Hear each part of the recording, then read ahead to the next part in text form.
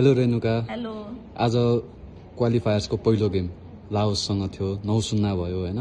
भनौँ न आज नयाँ कोचसँग पनि पहिलो गेम थियो हैन, कस्तो रह्यो त भनौँ न? गेम हेर्दा चाहिँ राम्रै भयो हाम्रो हैन, ओभरअल गेम चाहिँ राम्रै भयो। अब कोचले जे सिकाउनु भएको थियो हामीलाई एटेकिङ फुटबल खेल्नु भनेर सिकाउनु भएको थियो, हामीले आज त्यही नै खेलेको। त्यही भएर 9-0 स्कोर पनि निस्क्यो। अझ हाम्रो स्कोर अझै हुनुपर्ने कति भएन पनि, त्यो हिसाबले चाहिँ ओभरअल राम्रै भयो।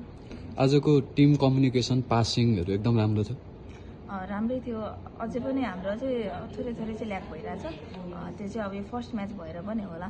अनि फर्स्ट म्याच भयो, अब कतिजना हामी नयाँ प्लेयरहरू पनि खेलिरहेछौँ टिममा, त्यही भएर पनि हो। अब नेक्स्ट गेममा चाहिँ अझै राम्रो हुन्छ जस्तो लाग्छ मलाई। भनौँ न जस्तै अब मेन प्रतिद्वन्दी उज्बेकिस्तान रहिरहँदाखेरि पनि हैन, यस्तो राम्रो स्टार्ट पाउँदाखेरि चाहिँ मोटिभेसन कस्तो भइरहेछ प्लेयरहरूको टिमको?